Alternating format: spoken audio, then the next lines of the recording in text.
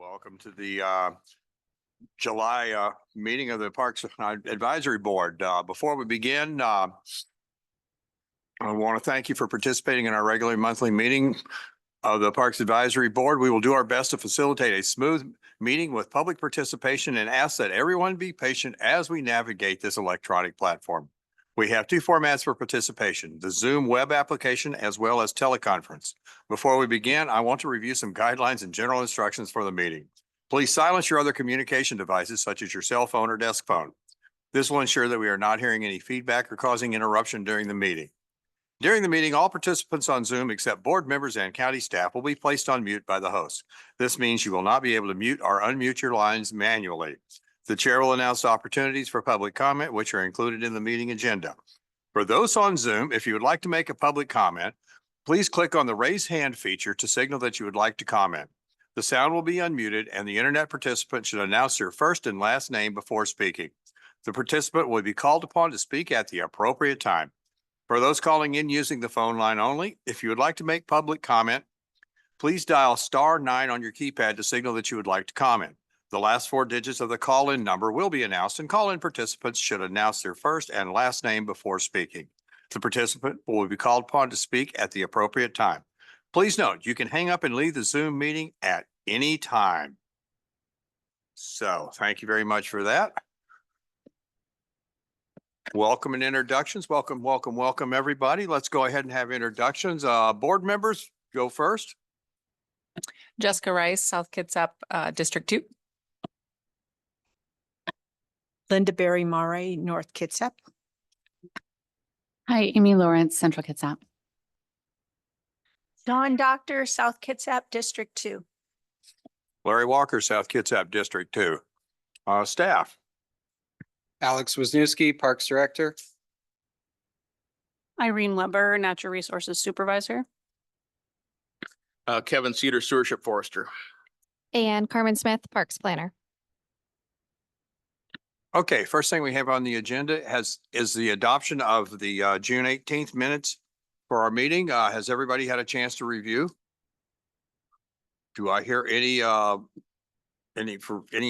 additions, corrections, amendments?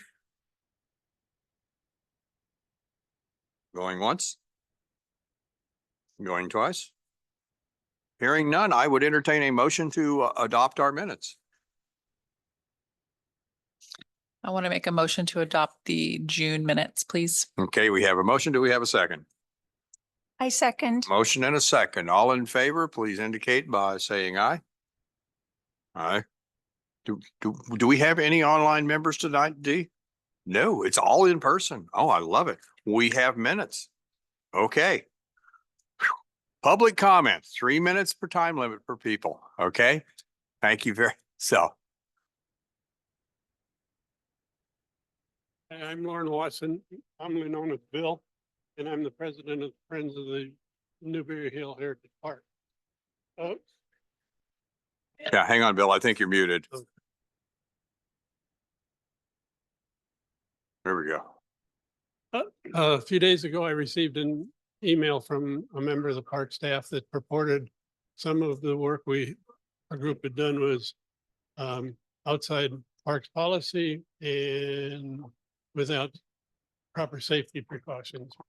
And we disagree. We believe that we need mutual respect and strong support for the volunteers to continue to operate the way they have over the past several years. And if it's appropriate, I'd like to yield it anytime for more details up to Frank Strickland. Oh my God. Well, I see no reason why not. So other than the obvious of giving Frank even more time to talk, well within your rights to cede your extra 2 minutes there. I always like to hear Frank talk. Okay, Frank, you have 2 minutes of the floor.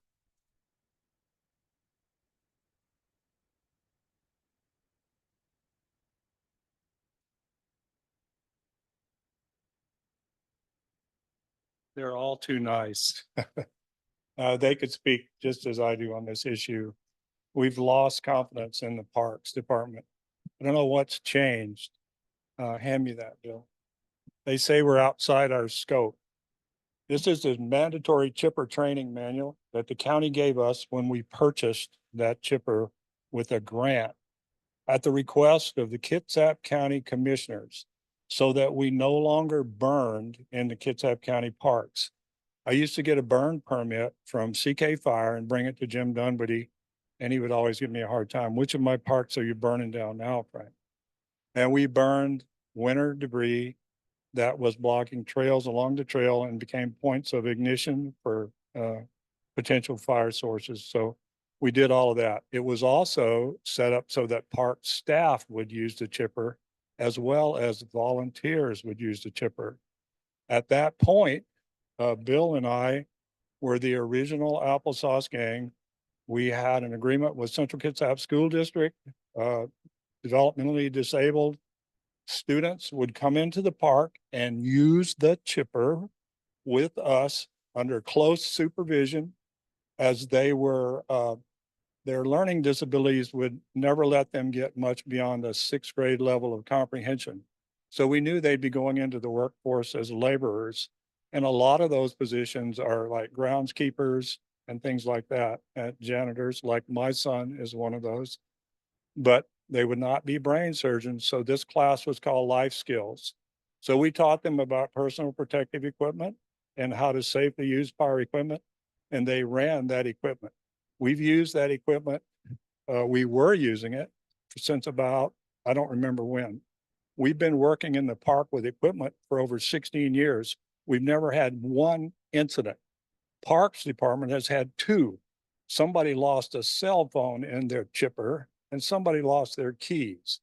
So I would suggest that part of the training include no texting while running the chipper, or find out what's going on there. The chipper got harder and harder to get. We were next told that you could not bring it to the park because you were transporting it on a public highway. So we said, okay, what's the plan? They would bring the chipper and we would use it in the park and they would come pick it up. This eventually became impossible to get the chipper. Fire fuels this time of year, right now we are at half an inch above the driest year in the past 25, the driest year on record. We're concerned about fires, we always are. We're not going to stop them, but we try to mitigate the intensity of these fires by doing work in the park. This includes what's called pig fuels, point of ignition. Along the trails, the Scotch broom is highly volatile. It's full of volatile oils. The winter storm debris, they're called 2 and 10 hour fuels that will quickly ignite and produce a lot of heat.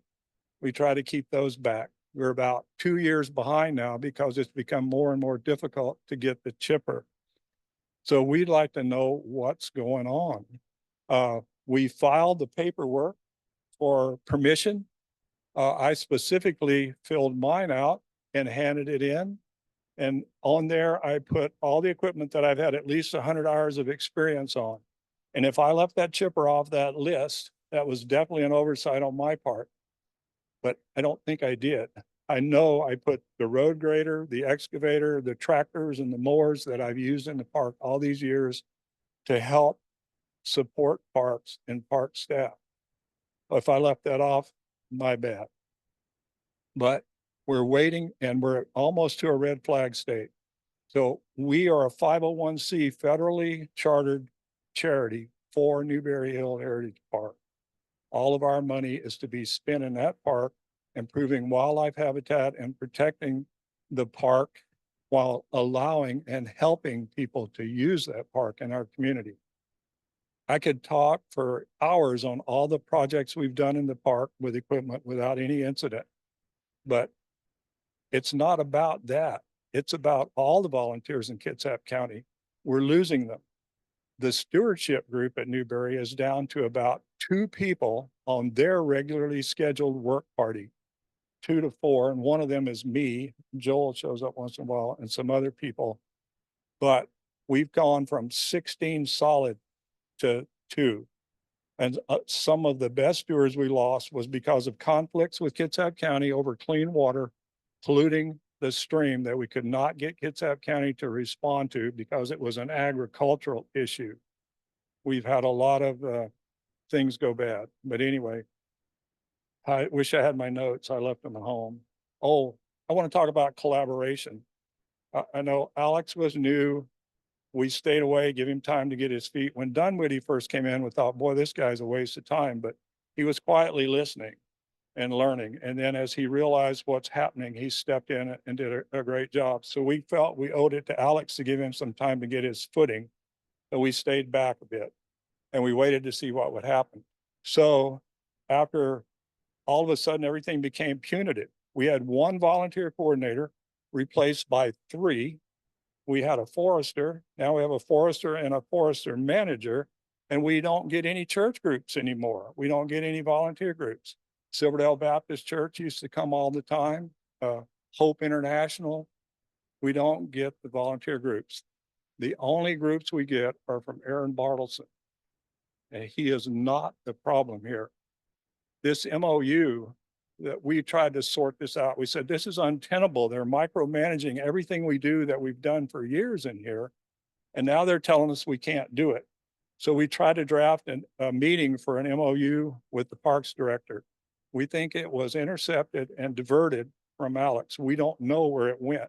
We never got a response other than verbally that M&O would do everything in Newberry Area Park.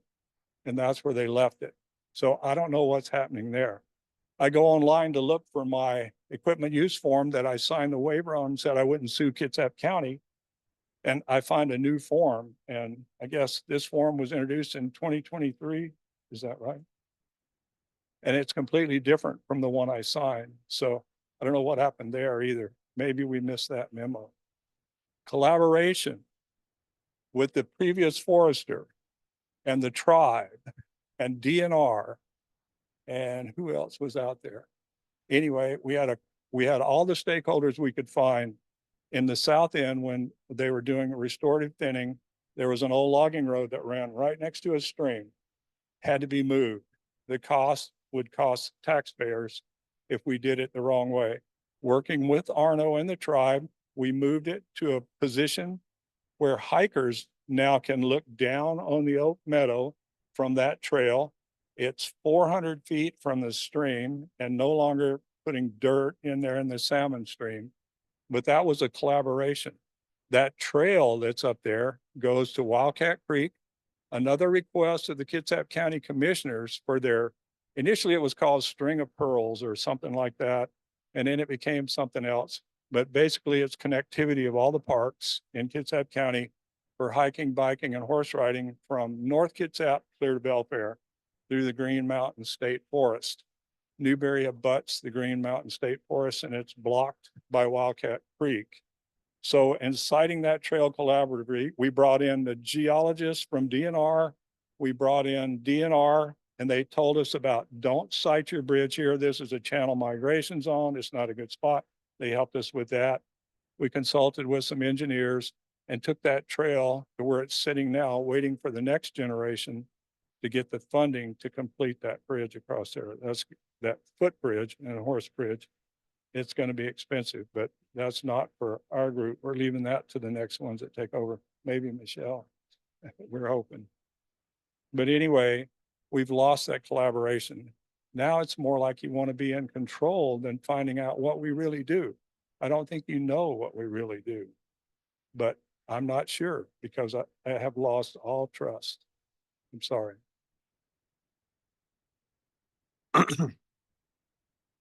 Thank you, Frank. By the way, I will want to thank all of y'all for all the wonderful work that y'all have done out there in Newberry. Okay. Now, I know it's not, but I want to thank you for all the good works and everything that you have done.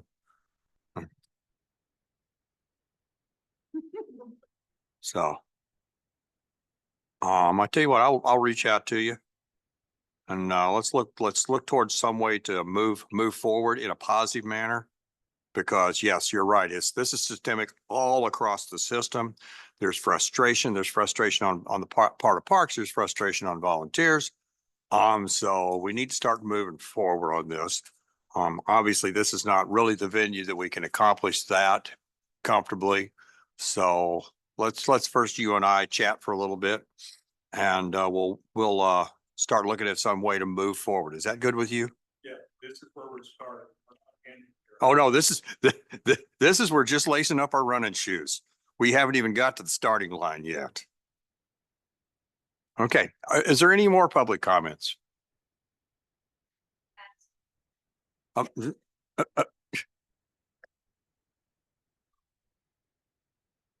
My name is Michelle Ring, and I've been a volunteer with Newberry Hill Heritage Friends.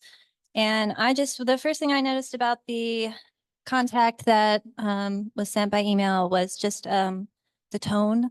And to me, it felt like a lack of respect for people who I regard highly. And I would like to see some intention be made that the county employees are regarding the volunteers, not just dealing with the volunteers. And that email really felt like Bill and Frank were just dealt with, and it was lacking in respect. And the time that passed before they received a response, and then even the response that finally came, just seemed to be lacking in regard for them as individuals, and also for the work that they've done as committed members of our community, whether it's at Newberry Hill Heritage Park or, like Frank said, any of the parks. These are your most valuable individuals in the community, people who have worked hard all their lives and tried different paths and found something they're passionate about and pursued it. And it's really, especially the Gary Oak project, is just a huge investment in the future that is only for the benefit of others. It's really the highest form of service I think that you can give to your community by planting oaks, just because of their ecological benefit, and they're just an ecosystem within and of themselves. And that was a huge project that could not have happened in collaboration with the county on their timeline. And it really took the dedication of passionate individuals to raise the funds and put the plan in place. And that's just something I really respect. And I would like to see county members come out to the site and see what is being done in the parks. And it's maybe 15 minutes of your day, and including travel time perhaps. So maybe an hour of your day just to come see before you respond. And any kind of comment, I think, should be preceded with an expression of gratitude, not because any of us volunteers are showing up to, receive accolades, but just as a gesture of, I regard you as a human, and I appreciate that you're taking your free time to contribute to our community. And we just, so that is the basis of that interaction. Because the last thing we want to see happen in the parks is that the parks become a bureaucracy. As we all know, bureaucracy moves very slowly and has a lot of barriers and gatekeeping, and that is not within the value system of what the parks are for. They are for the public, the community to access and feel free in. And when I looked up that county members past, one of her statements was that she was passionate about attracting volunteers to the park. But if you're rebuking them for positive actions that they're doing in the park, and that's your tone, and that's the first thing that you start with, that is, counterproductive to that goal. You're going to chase people away. You're going to lose a lot of really valuable individuals just with that approach. So I guess the bottom line that I'd like to emphasize is respect is key, and regard, rather than, dealing with individuals, because it's a huge sacrifice, and it's one that we all feel passionate about.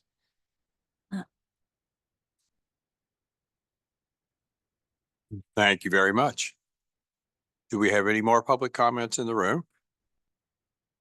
Do we have anybody in queue? We do not. All right, we will go ahead and close this round of public comments. And, special presentations, reports.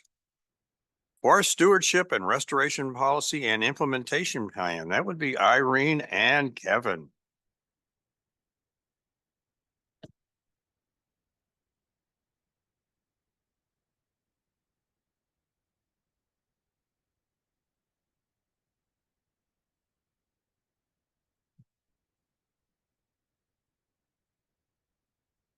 All right, so this is a follow-up to a meeting that we had last fall to talk about our updated forest restoration, stewardship and restoration policy. I know not everyone was here for that meeting, so we'll have a little bit of a review, but essentially, Kevin and I have been here for about 1.5 years, and one of the major things that we were tasked with was the development of an integrated natural resource program. A large part of the natural resource program is forest management, because a bunch of our, a majority of our parks are forested. And we've had a forest stewardship forester since 2012. Is that right? Around then. And that was led by Arno Bergstrom for the past 10 years.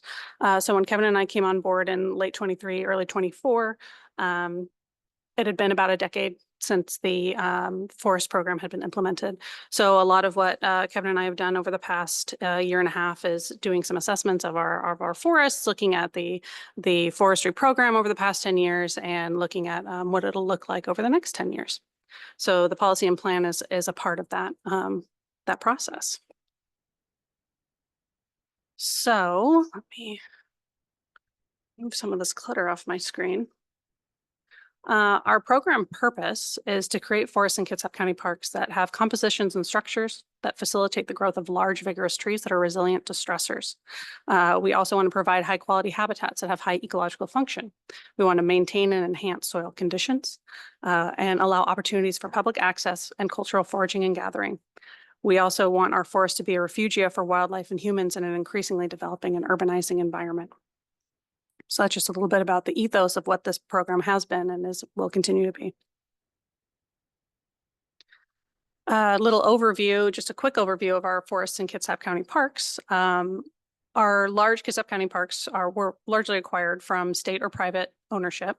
For the most part, they were former production tree farms that have been logged at least once. Many of these landscapes have been densely replanted with the intent for them to be cut again before they became parks. The current conditions of many of our forests are that our trees are stressed with slow growth and low resiliency to insects, diseases, expected climate change, and wildfire. Our ecological functions have been reduced. The trees are susceptible to mortality from competition, insects, and diseases. And our forests are, for the most part, too dense from being planted for timber production. And we're lacking the large trees that we'd like to see in more old growth and more natural conditions. Here's some photos of some of the conditions that our forests are in right now. You can see in many of these, we've got a 40-year-old stand, a 60-year-old stand, and an 80-year-plus stand. These are shots of both the canopy and of the stem density. You can see that there's a lack of vegetation in the understory. You can see that especially in the 40 to 60-year-old stands. In the 80-year-old stands, you are seeing more understory vegetation, but if you look at the canopy photos on the top, you can see that all of these canopies are really densely crowded. And so these trees are going to have a hard time becoming the large trees, which are a big component of a healthy forest and is part of what provides the resiliency to those forests. Here's kind of a framework of what our forest restoration planning structure looks like. And I want to, clarify that this is just for the forest management, planning overall, that's Carmen's realm. And the information that we put together for these forest management plans and forest stewardship plans will feed into those larger park management plans. It all kind of starts with the policy. This is the overarching document that updates on a 10-year cycle, which is pretty standard for policies and of this type in this field, which is followed by an implementation plan. This is a high-level view of what condition our forests are in over the entire county and what are the projected needs of those forests over the next 10 years. From there are plans for each specific park, and then project plans for each specific project. So we're currently in this section right now. We have updated our policy and implementation plan because it's been about 10 years since they've been updated. And we are kind of looking at this higher level planning framework. The lower level planning frameworks are yet to come.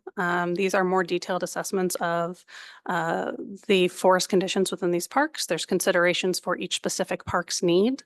Not all our parks are the same. They all have different needs and different stressors.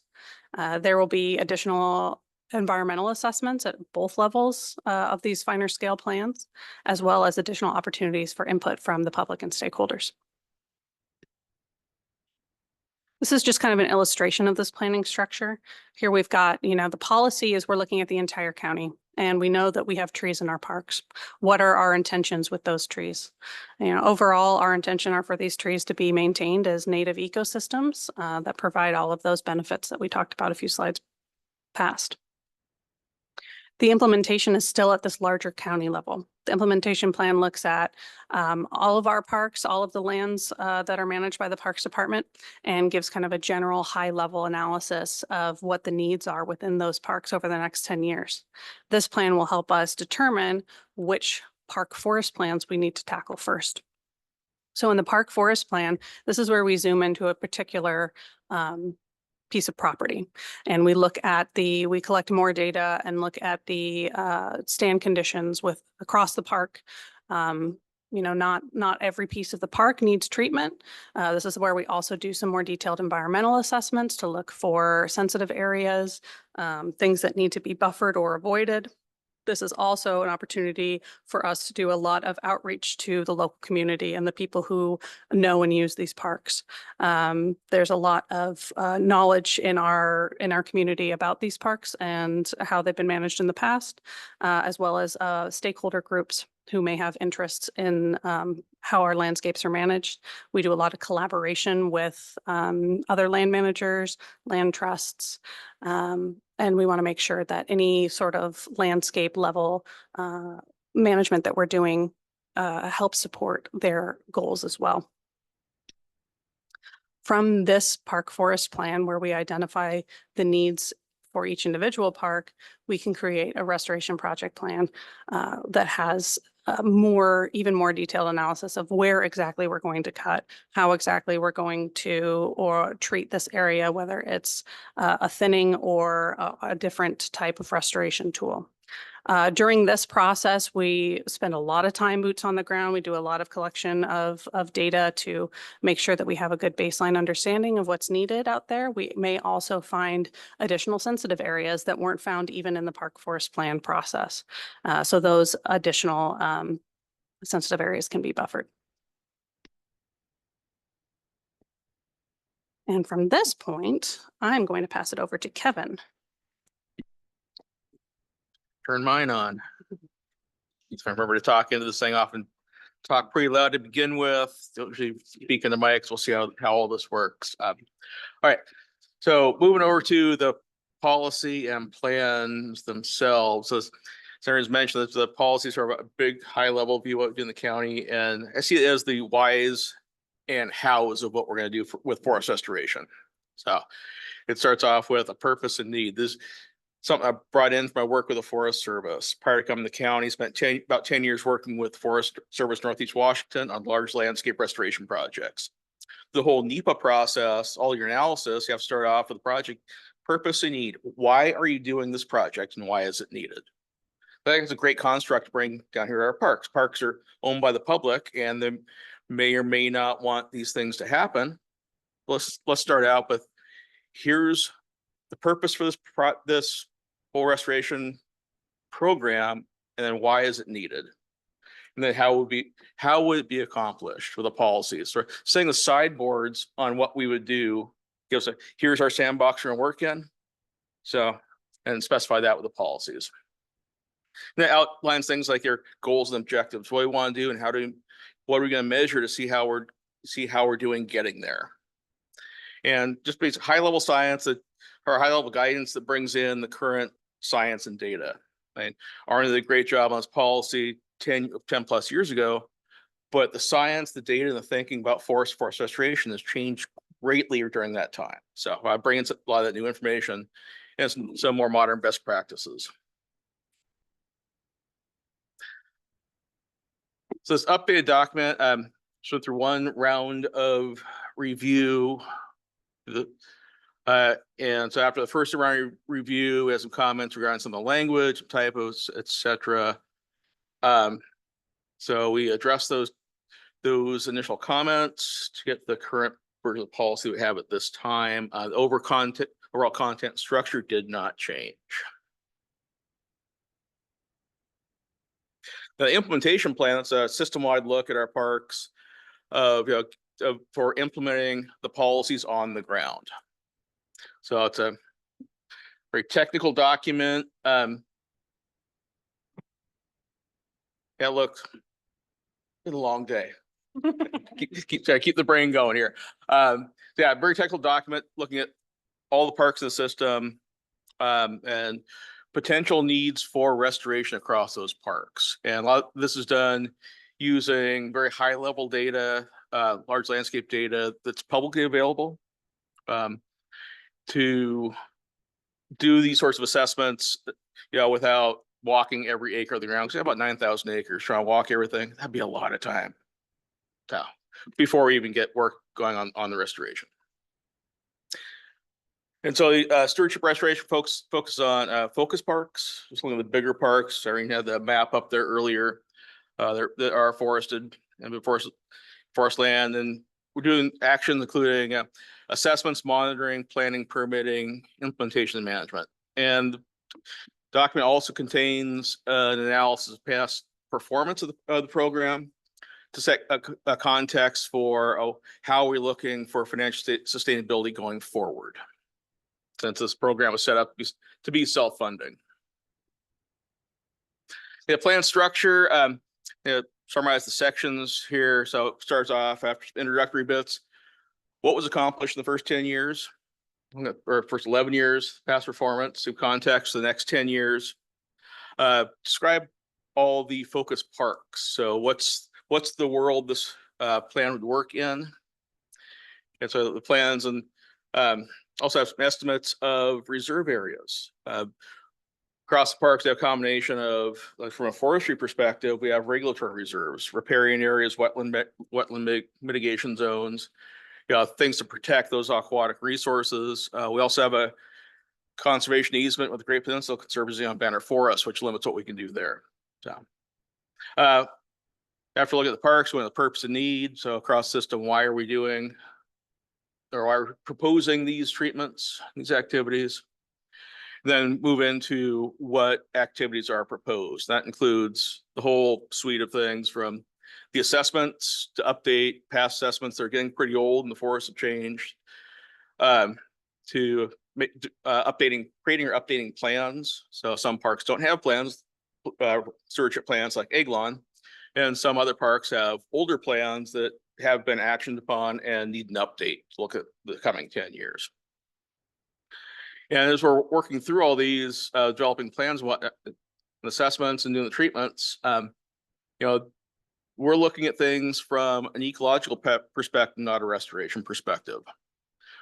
This kind of comes from when I was working in the Forest Service. Really changed my paradigm, is working on those restoration projects. The primary goal is forest restoration.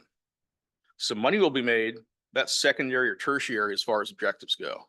The primary objective is a restored, resilient forest. Look at financial sustainability, look at potential revenues that may come from some proposed treatments going forward to see, can we keep this program going for another 10 years as a self-supporting program? And then a whole slew of appendices. So all the gory details, how all this came together. I'm not going to make you go through it initially. You can go to the appendices and get all those details if you want it. Okay, focus parks can freeze this map. About 9,500 acres there.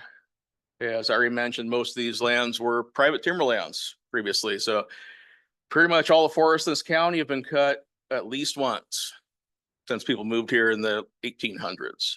So a lot of these very highly disturbed ecosystems, things that were harvested before 1946 were generally let go to naturally regenerate. Anything cut since 1946, there was a state requirement that those trees were planted. So the pictures Irene is showing of those forest conditions, the 40-year-old and 60-year-old stands, those are planted at 80 plus, that was naturally generated. So a suite of conditions. Yeah. So the reserve areas, my rough calculation based on available data, about 17% of the area would be reserve areas. So that would receive little, if any, treatment. And those are like areas around riparian management zones and wetland management zones. Okay, past performance, what happened during the first 10 years, 11 years of the program? Just over 2,400 acres received restoration treatments. About 17.25 miles of road are either maintained, improved, or constructed. Half mile was abandoned, 6 water crossings removed, improved, or replaced. 2 drainage structures were added. About $2.3 million of revenue was generated from the timber or from the restoration treatments. And about $2.1 million were spent on operating costs. Yeah, those numbers are pretty close to the same because, restoration projects, while there's saleable logs there, they aren't always the highest value and the market's not always great. We're kind of fighting that right now. And the operating costs that are very expensive. You have very expensive machines that are out there doing the work. So it's a break-even proposition at best a lot of times. Arno did a great job actually making some money. There's lots of agencies, state parks is one that spend hundreds to thousands of dollars per acre to do restoration work, even after they sell the logs. So.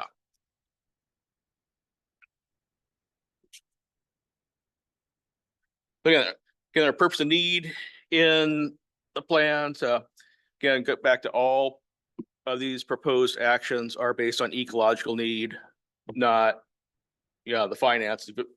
Read through everything up on these bullets, or you don't see dollars in there. You see, facilitating the growth of large, vigorous trees are resilient to insects and disease. If you want resilient forests, we have to have those big trees. That brings other carry-on benefits. High quality terrestrial, aquatic, and riparian habitats, maintaining soil conditions, opportunities for public and cultural gathering, whether it's mushrooms or cedar bark for tribes or berries. And also like this creating refugia for wildlife and humans in an increasingly urbanizing environment. Yeah, been here hanging out in Kitsap County here for about 1.5 years.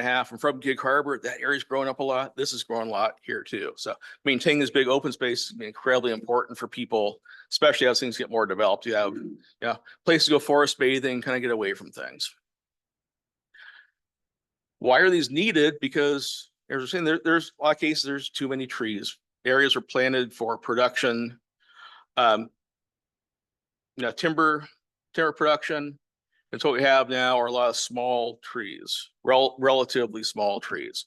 Not many big trees, like over 24 inches. Those are relatively rare in our forest around here because of all the dense planting. With these small trees, they're planted densely. The growth and vigor is pretty poor. Trees are small, not growing well because they have small crowns. We give more room to the trees. Forest health is reduced because of that. Those stress trees with small crowns are stress and susceptible insects, disease, mortality. These ecosystem services are reduced, so you don't have as much big dead wood, little if any understory in a lot of these cases. Ecological function is reduced along the wetlands. We have very dense riparian zones because when the cutting happened previously, we didn't have the current forest practice rules we have.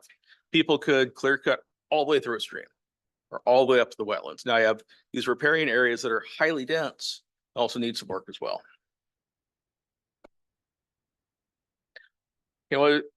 See for upcoming activities, it's a great little graphic there that Irene brought along with her that I think is really great. Cyclical process for restoration. Right now, we're in a lot of cases in the assessment and planning stage. To start off with assessment, figure out what's there.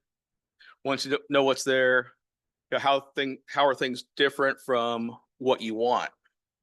You find those differences. Let's make a plan to see how we address those differences to get these forests going towards where we would want them. That's planning and design stage. In implementation, that's where if there's a need and you decide to put it in place on the ground, let's go out there and do the restoration treatment. And after that, there's ongoing management, monitoring, evaluation. Monitoring evaluations, like, did we get what we wanted from those restoration treatments? If not, how can we change them? Then on back to the assessment and go back around that cycle. And generally envision that cycle, kind of a 10-year cycle going through there. So. And as far as what's coming up, as far as those activities go, a little summary here. Pretty much everything's the assessment and monitoring, and plan development. And then a smaller area that we see the potential need for stewardship and restoration treatments, whether it's thinning like we've been doing, road work. There's also a whole lot of young stand thinning that is not going to generate revenues we appear costs. And these numbers are all based on preliminary data, kind of high level monitoring data, as well as some site visits as well. So these, these numbers are not set in stone. Additional assessment will happen at those lower levels of planning that will adjust, the exact acres. So, it's not going to be exactly 897 acres of treatment in 2028 to 2034. But this is a way that we can help quantify our expected estimates of work so that we can help plan things moving forward. Irene, we can't read the chart. I mean, I can't read the chart. I don't know. None of us can read the chart. So we don't know what we can tell there are numbers there, Okay. but we have no idea what they say. I Okay. don't know if it can be enlarged so that we could read it, or maybe you could give a summary, but We have them larger on the upcoming slides. Yeah. Yeah, the general overview, we'll get into more details for each of those coming up. And also a part of this assessment cycle, the cycle of restoration planning is as a part of the assessment. If we find that these forests are in good condition, we don't have to implement anything. It'll just go into the yellow monitoring phase that's there to make sure that they stay in good condition. And there's also a social component. We'll talk about that a little bit more going forward because, about 25 years ago, Jerry Franklin, the guest lecture, started out, forest is social science. When I was going to UW, it's like, no, Jerry, it's about cutting trees. Then when I was working with the Forest Service, I realized it's a social science. There's all the people part of it. Now people interact with forest, especially on public lands. So yeah, there's social components. Maybe we know there's a forest health need to do some treatments, but maybe there's a social aspect that outweighs that. But from my perspective, I'm very much a data-driven decision-making kind of guy. So let's go in with our eyes open, knowing that information versus not having that. Yeah. All right, so what we have coming up: assessment and monitoring. The basic schedule, as I already mentioned, preliminary schedule. We're making a plan. You have some kind of schedule. So it's this kind of straw dog that I put up, how I might order things. From the assessment and monitoring, it's basically looking at what parks either have an old plan or no plan at all, as far as priorities go, or parks that have ecological needs that need a reassessment to see where things are really at. And so these assessments would be done to quantify the current conditions, and those results feed the planning process. So you can see what departures, how things are different from where we want to be. Again, preliminary schedule based on restoration need. And so the assessment part is primarily going out and collecting data to see what's there. And so there's an extensive need. About 9,000 acres, we have an average about 900 acres per year that we have to do to get these parks on a 10-year cycle for assessments. I mean, that's a lot of ground to cover. And, while this could be done with stewards, I mean, we have to cover a lot of ground. And so we actually looked into, did some use a contractor harvest crews over up on Port Gamble. It was pretty minimal cost, like $15 an acre. That was kind of hard to beat. And so really helped me get the project going. So again, performing the work in-house, whether it's with staff or volunteers, would could end up costing quite a bit more to get that work done. Well, the planning planning process, the goal would be basically a 10-year life cycle on a plan. On plans, because forests grow and change, I like to think of the 10-year update on the plans, kind of like your annual checkup with your doctor. people live about 80 years. Douglas fir trees live about 800 years. Seems to kind of equate there. So what does that mean? 1 to 2 plans a year. It's a preliminary schedule. And we'll plan for some work on Port Gamble, Rude Road site, Banner Forest to check in on that this year. Then moving on to Eglon, North Kitsap, and some other parks down the line. And results, and for the planning, this would say, okay, we were finding these departures from desired conditions. How do we address those? And that can be likely end up being a schedule of treatments need to be done, but that would follow on public engagement and working with the public, bringing in those social concerns of the community as far as what to do, when, where, and how. Again, this is just a preliminary schedule, likely subject to change as things get rolling.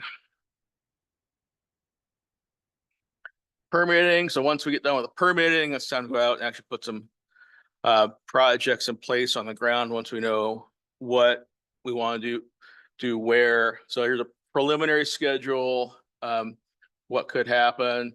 Foresee probably about a little over 1,400 acres needing treatment over the next 10 years based on high level data, some walkthroughs to sort of validate things on the ground. And so start with the plan, they go into permitting. We have after the park plans are done. So plan, permit, get into implementation. The permitting based on the scope, schedule, and scale of permitting subject to change again based on the planning process. And with the permitting, since the treatments, at least that I would be leading up, are primarily forest thinning projects. Those are permitted through Department of Natural Resources. And we have an extra level of work we get to do because we're working in parks. That triggers Class 4 special forest practice application, which triggers a SEPA checklist to disclose expected effects. That also triggers an interdisciplinary team meeting. So I go out there with the local forest practice forester, represents the tribes, ecology, fish and wildlife. And we go out there and look at the areas to see if there's any extra concerns they have, ecological concerns they have for the project. If we find some concerns, I figure, look at ways to address those concerns, whether it's changing buffers, changing boundaries, changing the types of treatments we want to do.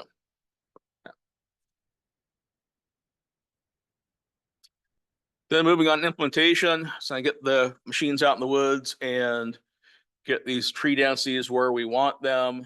Different types of treatments we'll be doing. Thinning and uneven age regeneration harvesting. Basically remove some of the trees to make room for other trees. In thinning, it's really focused on keep it with the trees that are on the ground, giving them more room to grow. The uneven age regeneration harvesting, the new term, the program is something we use a lot with the Forest Service. Think patch cutting, like GPC is doing some of this on their properties. Leave fewer trees, but the objective is generating more trees, gets another cohort of trees growing. With thinning, level get regeneration, not one of the objectives. The uneven age regeneration harvesting, that regeneration is the objective. So we talk a lot about like diversity and species diversity and biodiversity. But diversity is more than that as well. It's also structural diversity and habitat diversity. So some of this work is looking less at, we want X number of species at certain proportions. And also we want to have gaps and we want to have openings and we want to have some areas that are denser and some areas that are less dense. There's a lot of really interesting science about the impacts of edges and how important those are for birds and other wildlife species. So when we talk about changing, taking some trees out to make some trees bigger, it's going to have a lot of spatial variability. Mm-hmm. Yeah, here's mine too. There's a forest structure called complex early seral that people are starting to realize is extremely important and more rare than old growth on landscape now. And these are areas where think of way back before settlement where we had big disturbances, where we had, say, a fire burns through, leaves a few big trees to seed things in, clears a bunch of other ground. It would take years to decades for that forest to regenerate. So you have lots of time, like shrubs and other structures and different vegetation species and trees developing. And that was extremely important for things like they're finding extremely important for birds and pollinators. And they're seeing some correlation between the loss of that complex early cereal with decreases in bird and pollinator populations. So pretty interesting. Yeah, good. Go on and on. Yeah, it go on. Yeah. 1946 required to plant a certain number of trees per acre. Industrial paradigms for performance management on down the line.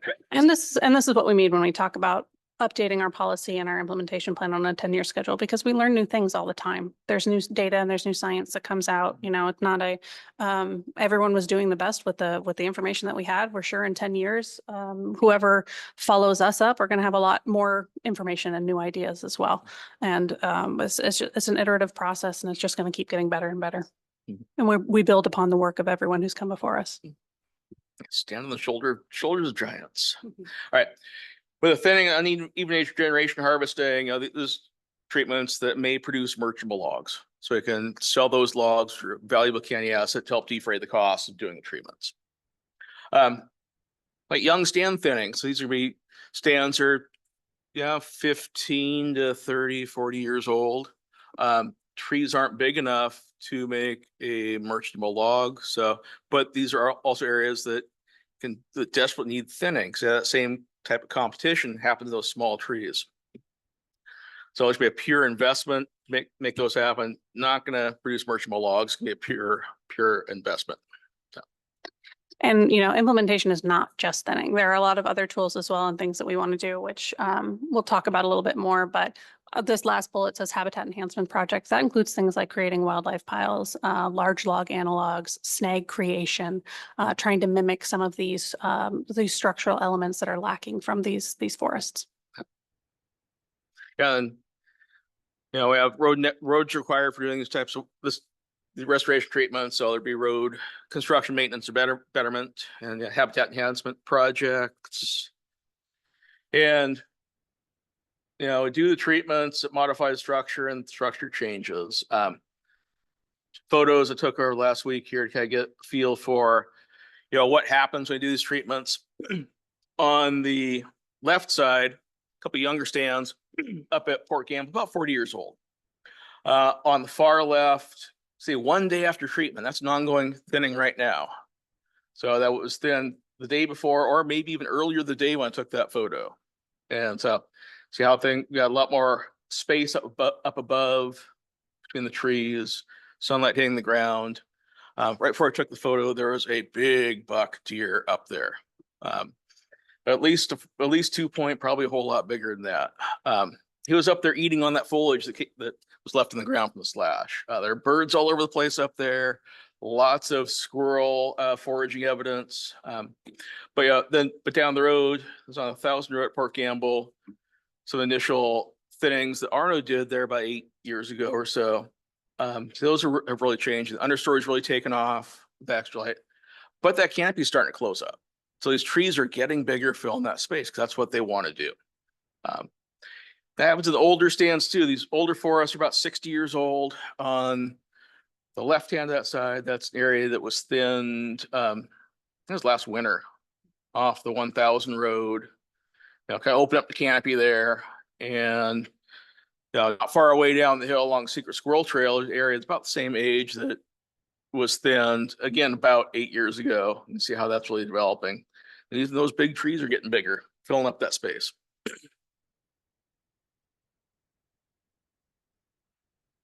So how to go about, say, over the next 10 years, scheduling out the implementation part of it. Again, this kind of a straw dog schedule here. It's like we're making a plan, kind of a schedule, to know when we might be doing things.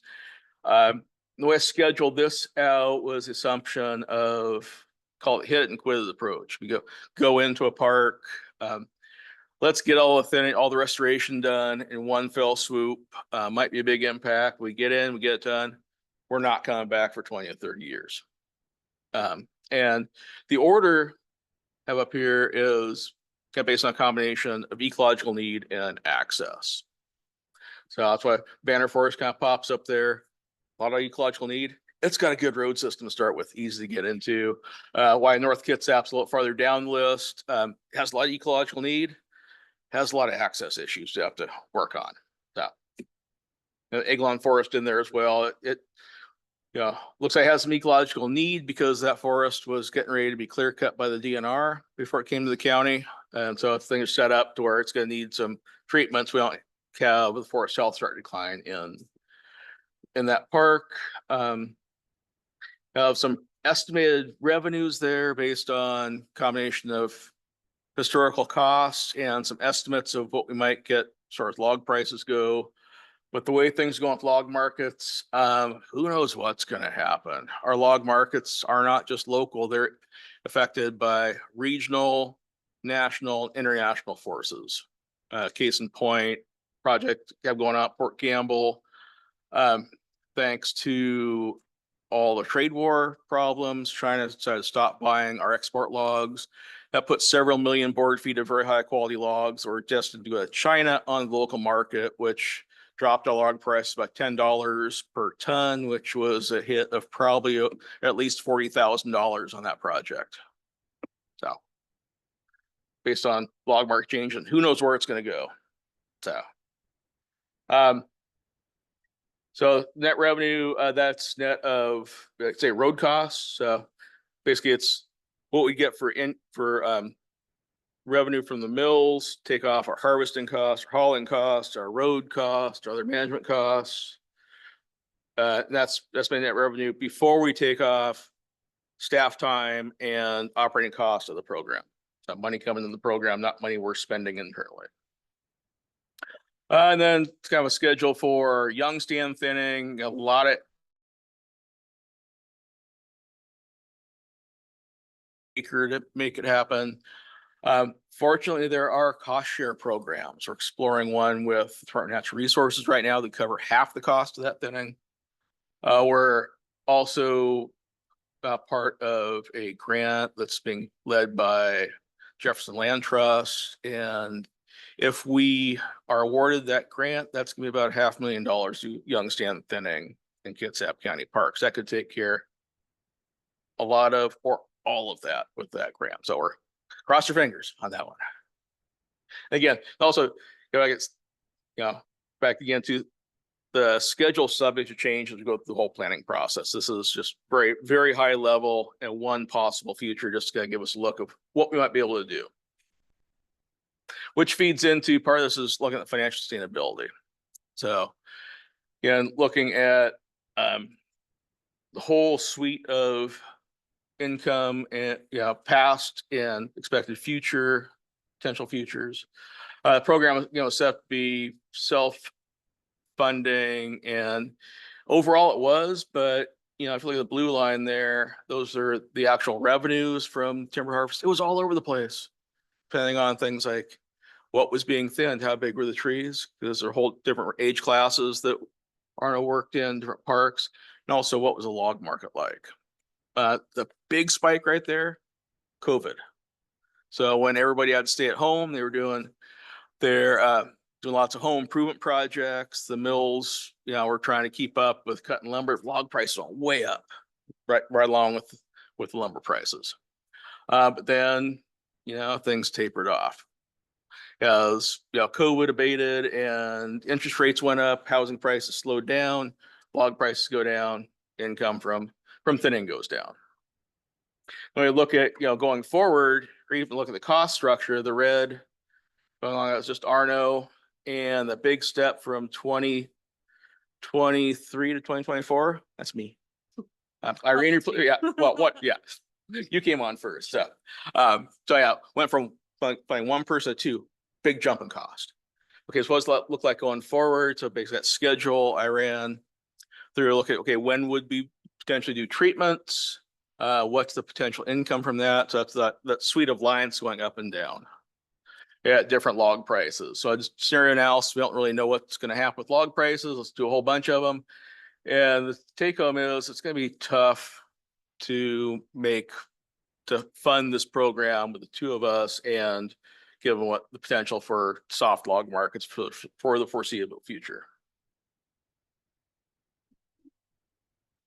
before you leave that graph, so is this, you had mentioned before, I think you said that there was, I wasn't sure the time frame, but you said there was 2.3 million or so generated in revenue. Yeah. 2.1 million in operating costs. Yeah. So is that the same time frame? And does that red line then reflect the staff portion of those operating costs?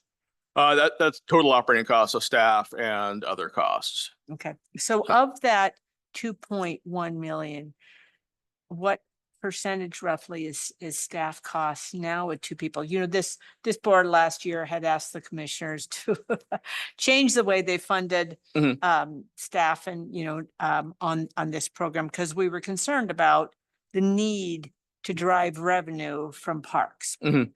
And, you know, now we have 2 staff members. You know, we're looking at this program going forward, and, you know, we're looking at staff cuts across the board at the county level. So, you know, I'm just concerned. I know there's always been a lot of concern about, you know, how much of the work is, you know, kind of has to be done for ecological reasons. And then we get a lot of questions about, and what about the fact that the people making the decisions have to cover their costs? You know, it's a challenge, right? Oh, So for sure. I was, you know, it's hard to tell how that line works out in there, but it looks like a pretty large proportion of the costs are staff costs. Yes, Yeah. that's true. And we want to emphasize, and we're saying this as much as we can, so you'll see it on a lot of these slides, is all activities that we do are based entirely on ecological need. We are never implementing a project simply to make money or to cover our staff costs. The work that needs to be done over the next 10 years, which we found from the process of writing this implementation plan, is it's not going to be as lucrative as it was over the past 10 years, because we are, the work that needs to be done over the next 10 years, which makes a lot of sense, is it's in different forest conditions, different access conditions, different market conditions. So, you know, when we talk about if we're making decisions based on financial constraints, those constraints are largely going to be, hey, maybe we put off this project until next year because the log market is projected to be better.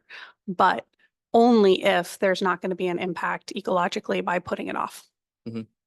Yeah, I think case in point, talking about that is the projects currently going on at Port Gamble. So ran some initial financials on that with the initial bid we got from the sawmill for our logs. We decided to go ahead on it, and then we found out a week before the project was going to start that price dropped by $10 a ton, which is like over $40,000 hit on our revenue. So it's like, get with Irene and Alex, like, what do we do? Do we wait? I mean, there's huge ecological need there. Trees are dying and falling over. It's an area that's highly used by mountain bikers in the ride park. And we decided to go for it because there was a huge ecological need, and, you know, got some income, but not a whole lot. And so, but there's that need driving it. We're working on exploring a couple different opportunities to make the program more financially sustainable in the long run.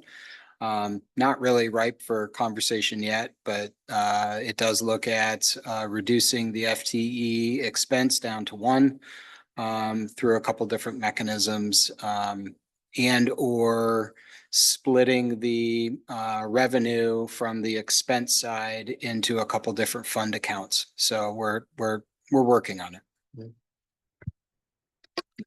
And so that's this slide we've got right here is, you know, we painted a little bit of a bleak picture financially. You know, I think we've got a lot of really exciting opportunities ecologically, but we need to figure out how to pay for them.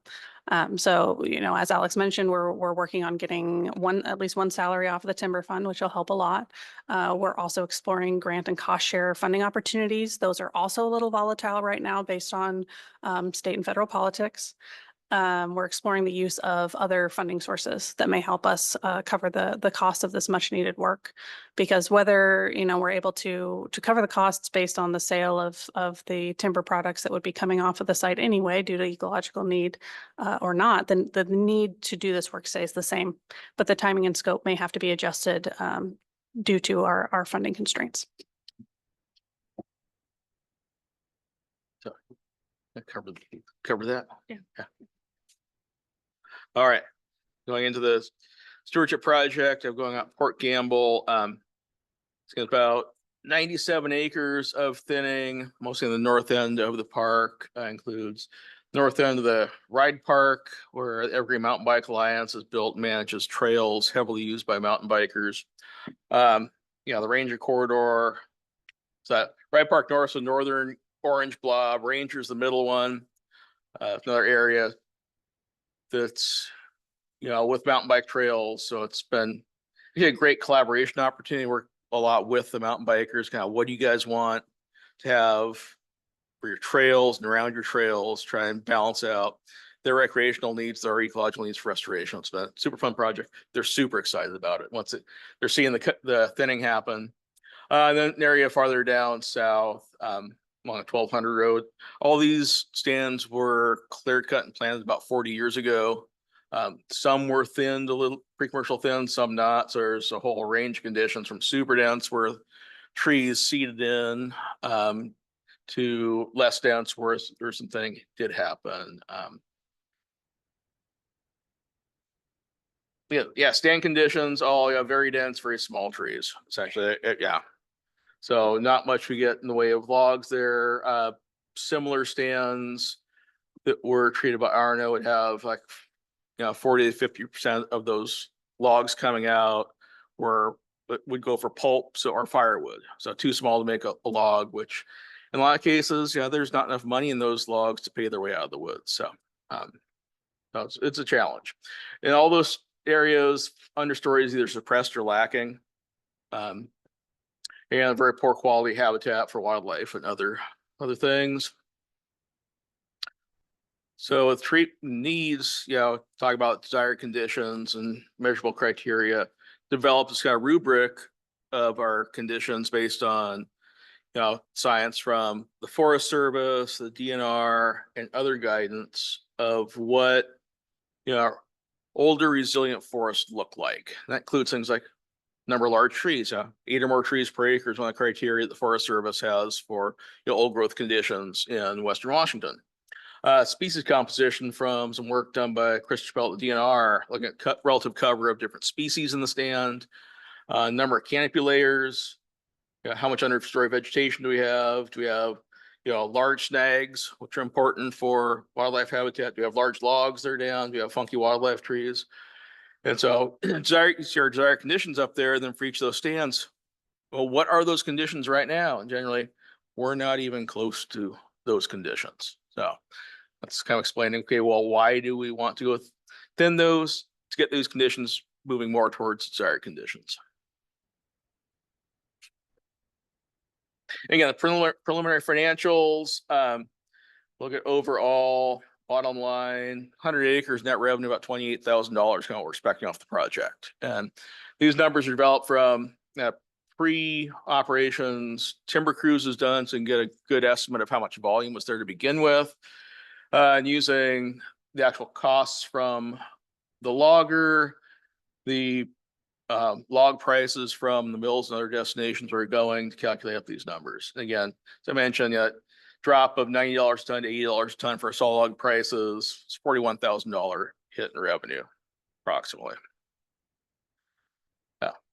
Again, if we talk about, well, what do we need to break even to cover our salaries and our operating costs, about $15 a ton net. Our net revenue is going to be about $5.50 a ton. So we're not even close to making break even on this to fund ourselves. But again, treatment need outweighed the revenue need in this case. So that's a lot of information. And we wanted to provide you, this group in particular, with a lot of the details for what's in the implementation plan. We are doing a lot of public outreach over the next couple weeks in order to provide the community with an opportunity to come learn more about our program, as well as these two documents. So we've got 3 public open houses happening next week, Monday, Tuesday, Wednesday. That's been pushed out as announcements through several of our communication methods. This is going to be an opportunity for, we're going to give a short presentation. I promise we can be short sometimes when we speak. A short presentation talking about what these plans are and what future opportunities for public engagement will look like. And then we're going to have staff stations where people can talk to us about restoration and the specific modeling data that Kevin has used and how to get involved. So we're excited about those open houses. We're also going to have 3 site visits that will be happening the following week. There's going to be one in each region of the county, north, central, and south. And the way we're kind of looking at this is kind of themed around our program past, present, and future. So we're going to have a meeting in Port Campbell. We're going to be looking at kind of the present of the program, an active restoration project that's happening right now. We're going to have one site visit in Newberry Hill. That is where some of the earliest work that was done by the Parks Department in forest restoration has happened. So to get out there and look at kind of what has been done in the past and what it looks like now. And then there's going to be a visit down at Banner to talk about the future of the program because there is so much need there for treatment. We want to look at different forests within that park to talk about what treatment needs might be needed across different sites. We've also got a feedback form because we want to hear from the community about a number of things about how they want to be involved in these projects. What is the best way for us to communicate those projects? And as community members and park visitors, some questions about, how they would like to see projects implemented. So we've got a feedback form for that as well. So these 2 documents that we've been talking about, as well as the project plan for Port Campbell and the feedback form, are going to be going live on the Parks Department website in the next day or so. So that's going to be available. It's going to have all these charts in there and provide an opportunity for folks to look at them and to start looking at that feedback form. Hopefully by the end of the year, we want to do kind of a bit of a website overhaul. Some of that depends on what the county decides to do with updating the website as a whole. But we have some plans to update our website to include these new documents and make it a little bit easier to navigate. So we are excited about this rollout that's happening soon. These are the dates for those open houses and site visits. The first one is next Monday at Village Green in Kingston, followed by Tuesday at Eagles Nest right here. And then Wednesday will be in the Commissioner's Chambers in Port Orchard. Our site visits are the following week, Monday, Tuesday, Wednesday, starting at Port Campbell, then at Newberry Hill, and then down at Banner on Wednesday, the 30th. So our feedback form is going to be open for as soon as it goes live up on the website and then through August 4th, then those comments are going to be summarized into a memo of what comments we received in the feedback form, as well as some information about how the open houses went and the site visits that can accompany our policy and implementation plan document when we bring that back to the Parks Advisory Board. And then that will go to the BOCC for approval.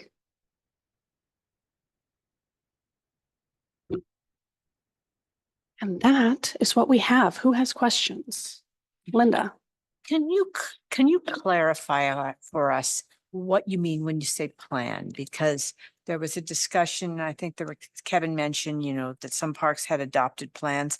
I actually don't know if any of our parks have adopted plans. So I didn't know if you meant a master plan for the park, a framework, if you meant. We are talking forestry about plan. the policy and the implementation, the 10-year implementation plan. Just on forestry issues. Yes. Okay. And those, you said that the Port Gamble plan is going to go online in the next couple of days. So there's Port Gamble has a park plan that's still, relatively up to date and in new condition. So we have a project level plan for the project that we just went through. So that's going to be available online as well. So people can get more information about the work that's happening up there. And is that a large document? I mean, is that 100 pages, 2 pages? What are we talking about? Because we're not getting a lot of notice, and maybe I I've been out of town, but we've got 3 meetings next week, 3 meetings the next week. I know as soon as I got this, I sent it out to some people, but I'm just wondering what kind of particularly the Port Gamble plan is, what's the scale? What does the document look like and how does it fit with the plan that is still in process, the larger plan? This Port Campbell plan, it's a project level plan for this 97-acre thinning that's going on right Okay, now. all right. So just limited to that. Size wise, I think including all the appendices, which has a lot of graphics in it. It's like 60 pages, maybe 10 of those is text, but framed it like I think about these projects. So the purpose and need, why we're doing the project, current conditions, the detailed prescriptions for how the treatments would be put in place on the ground.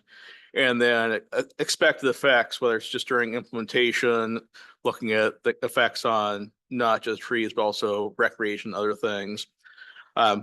Short-term effects, so 1 to 5 years, long-term effects, 6 to 30 years. What do you expect? What are we expecting to happen from this treatment? So. And Irene, can that, a lot of the stewardship groups haven't met for a while. There's been a lot of staff loss. Will that go out to the email list for all the people who'd signed up for the Port Gamble Park Stewards? Yes, once it goes live, I'll send out another notification that those documents are available to our entire volunteer list. Great, thank you.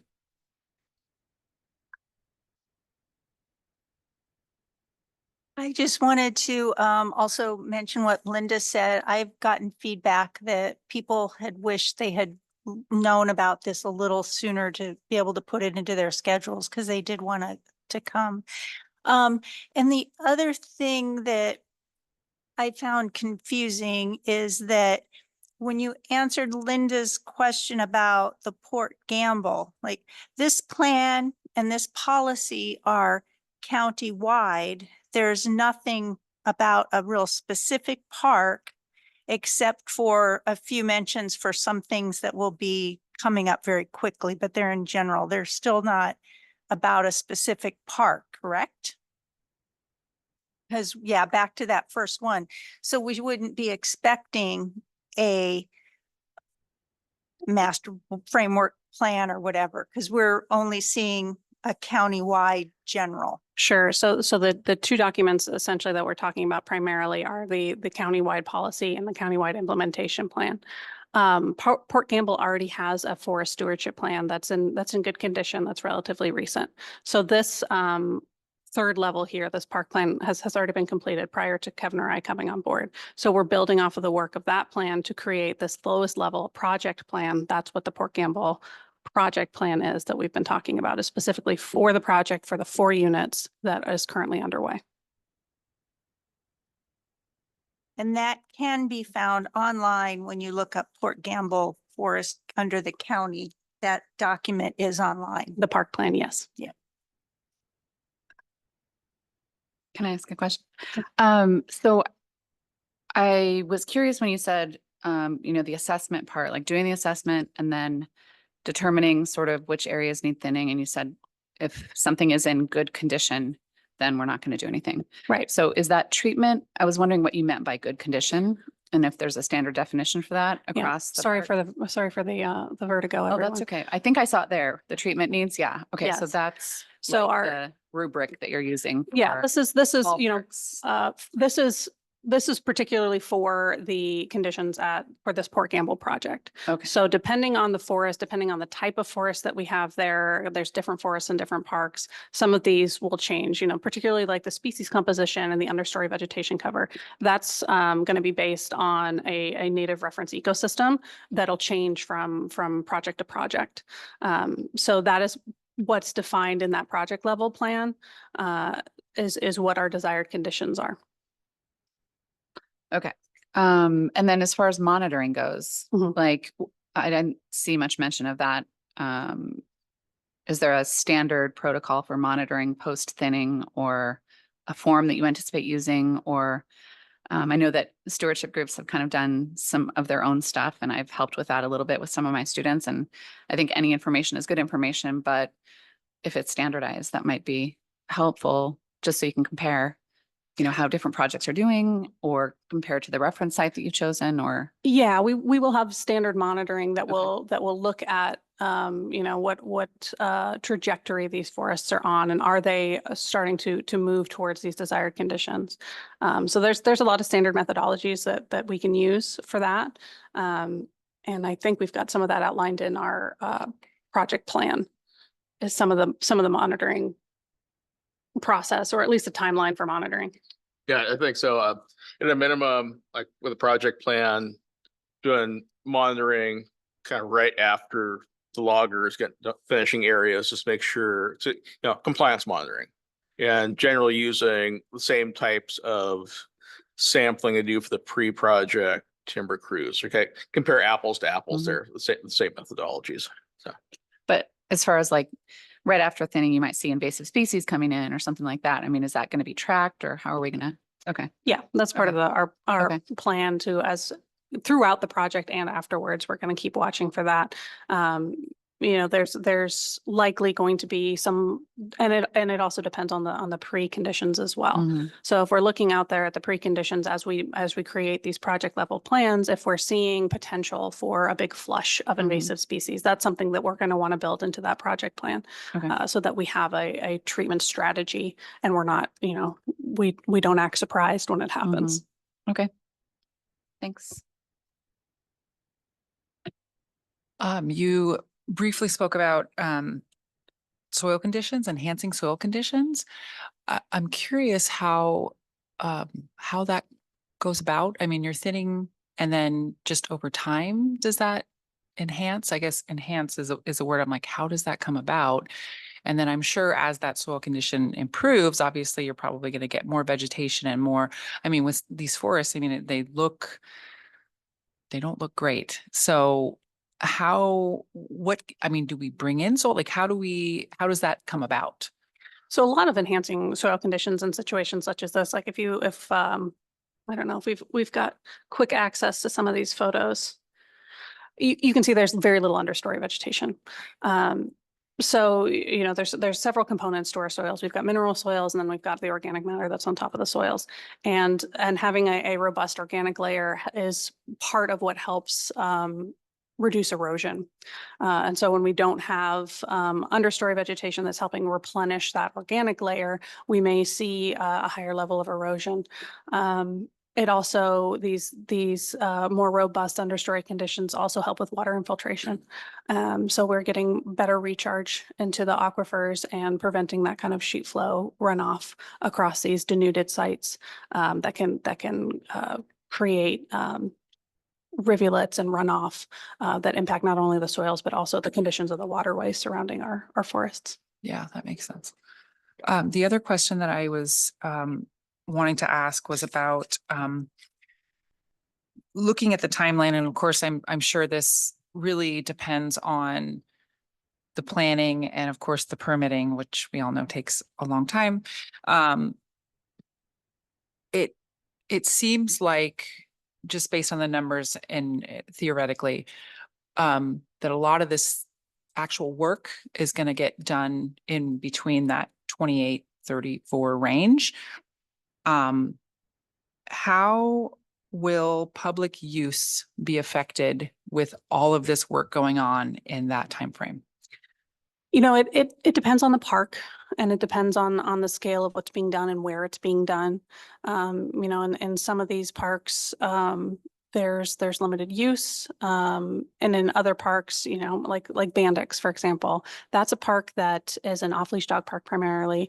That's one that's just going to have to be shut entirely when that work's happening, just because it wouldn't be safe to have the traditional use of off-leash dogs in that area as that's happening. What we've found in the past is it's, as we have kind of these unit by unit closures, our operators out there are able to close specific trails and then open them up again relatively quickly. But that is one of the questions that's in our feedback form is, as a park user, would you rather see us do it all at once, like close a big portion of the park and have a, you know, one season's worth of impact? Or as a park user, would you prefer that we do it in more bite-sized chunks? So we're going to have smaller but more frequent closures, but only in specific areas of the park. So we're interested in, because there's pros and cons to both. So we want to hear from the community about, you know, in general, what a preference would be. And it'll change park by park, and it'll change by ecological need as well. But yeah, it's part of the consideration. Yeah, because I'm in South Kitsap, so of course I'm looking at Banner and I'm like, that's a lot of work. Yeah, yep. Yes, it is. Have Nancy online with her hand raised. I think it may be our PAB member. I have not promoted her yet. So just wanted to check in before doing so.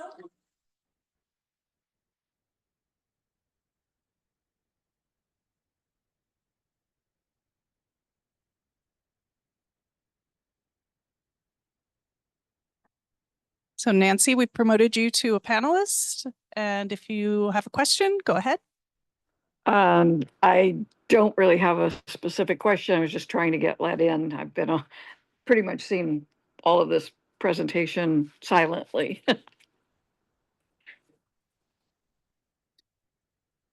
Well, welcome, Nancy. Let us know if you have any Thanks. questions. One more question. One, really heartened to hear that you're working on ideas, might fund the second FTE position. You know, anything there would be great. But I did see it up on the screen, you know, mention of potential some REIT funding. And I'm wondering, particularly in Port Gamble, which still has a lot of clear cutting to go.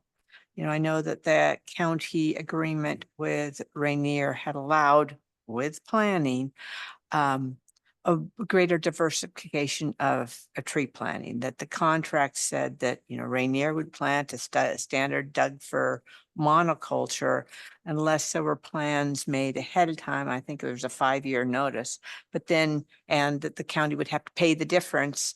But, you know, I'm just wondering if there's any possibility with that REIT funding, could we ask the question of, would it be possible to plant a greater diversity of trees when those trees first go in, instead of just planting Doug firs?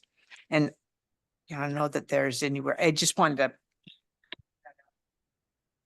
Yeah, one of the recent discoveries with regards to REIT 2 funding is I would consider it a non-traditional capital project, such as the forest restoration work that we're doing, and whether or not that would qualify based on the definition of how REIT 2 is allowed to be spent by the state of Washington. And initial review by our legal team is that they need to look into it a little bit more, but it looks promising. So if we're able to move in that direction, then the answer would be yes for those type of things. It would also open up funding for other items like the small timber harvest that is not going to cover its own costs. And so we could utilize the REIT 2 funding for, you know, capital projects that are natural resource based and not solely how they've been used historically for, you know, structures, ball fields, playgrounds, that we can justify that, you know, the natural resource improvements also qualifies as a capital project. It opens up a new funding source for the department that we have not had use of or have not used in the past in a certain way. I also want to mention and thank our subcommittee who met with us at the end of June to talk about our plans for doing our outreach events and about the implementation plan in general. We got some really great feedback from our subcommittee that we're folding into all aspects of our outreach plan. And I apologize for not getting these dates out there sooner. We had hoped to get them out sooner, but time conspired against us.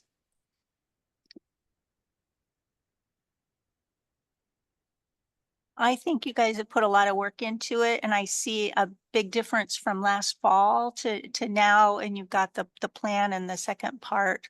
So I think I encourage the community to take time to read it and look through it, because there are some changes between what we've done historically in the documents to the current ones. Yeah, you know, and I definitely want to emphasize that, you know, there's changes, for sure, but the spirit of the program remains the same. Arno did a ton of great work in standing up this program. And we're really excited to, continue it.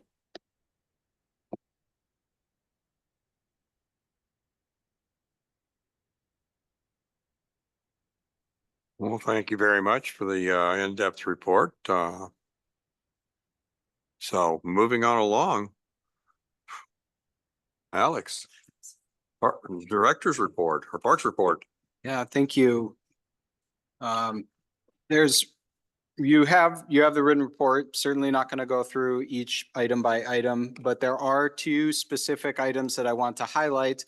And one of them was missed, and it's not even in your report, so I want to draw some attention to it.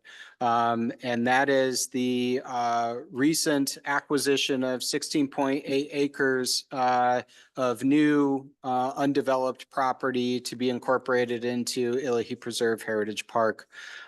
This was accomplished in large part by the efforts of Jim Aho and Illahee Forest Preserve stewards, and a RCO grant that was applied, that the county applied for in 2020, that came to fruition a few years later after the county was an alternate. And then whoever was ahead of us in the rankings dropped out. It provided funding for us, and there was a lot of scrambling that happened over the past few years, and a whole bunch of marathon running in the last week and a half to get this over the finish line. But this brings to conclusion this 2020 grant, which is exciting on a number of layers. And we still have a 2022 grant at Illahee with a few remaining parcels yet to be purchased to be also incorporated into the greater Heritage Park. So some good, exciting news there. This helps the Illahee Forest Preserve Heritage Park move towards the vision of the stewardship group to acquire parcels to protect the Illahee Creek watershed, the primary Illahee Creek and a number of its tributaries. That is the goal, and this is the reason, based upon certain parcels being identified for acquisition at that location. The only other thing I want to also draw some attention to is, and I am very excited to get this off of this list for once and final, though we're not quite there yet. And that is Point No Point. We finally received the final remaining approval and permit from the U.S. Coast Guard not too long ago. We were running the permitting process simultaneously to the public bidding process, achieved all the permits. Public bidding closed last Friday.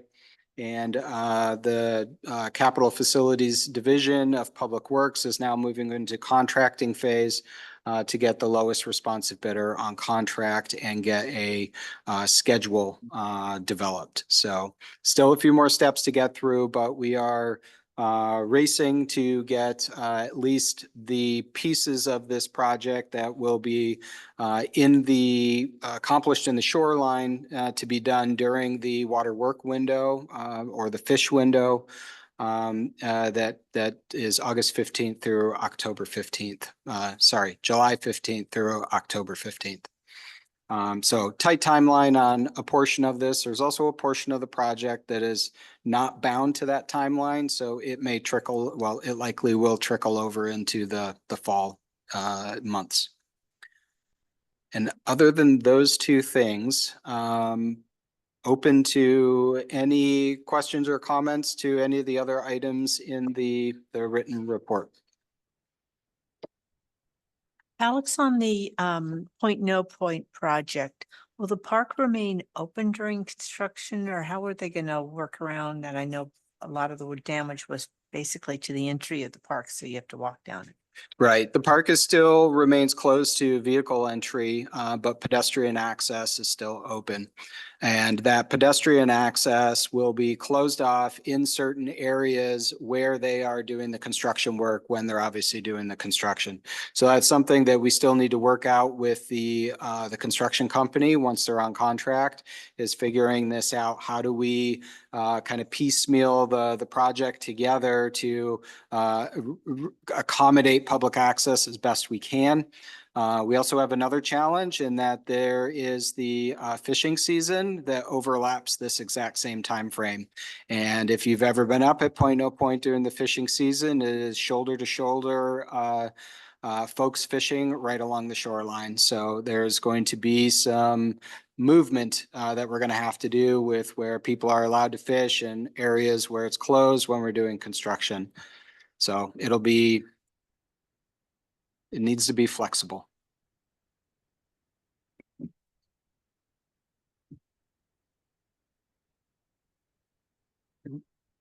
Thank you. Thank you much, Alex. Okay. Subcommittee meeting. Capital projects and parks. Anything on that? I can kick us off on that. We are still moving forward with the Capital Improvement Program or CIP development for the 2026 to 2031 6-year plan. We are working on using the project evaluation tool that we've been working on developing with the capital projects and park subcommittee over the past couple months. So we've done some preliminary scoring with staff, had a meeting a couple weeks ago with the subcommittee to review and walk through some of that scoring. And then we are meeting tomorrow with some members of that subcommittee and a small group of staff to finish out the draft CIP. So if you remember from the scoring process, there's that third phase, which looks at balancing the projects by, we'll primarily tomorrow be focusing on location, districts within the county, and then project type. So we'll be doing that balancing piece tomorrow and more to come on that as we move forward. Thank you. And I'm sorry, I missed the last meeting, so my apologies for that. But I'm wondering, the threshold for projects on the capital improvement plan, and specifically for, in Port Gamble, we had started a number of years ago. It's not an expensive project, it's a volunteer-led project, but it needs planning, which was the handicapped accessible loop along the shoreline that DCD wanted to be involved in, and we didn't have a parks planner and there's staff time and all that.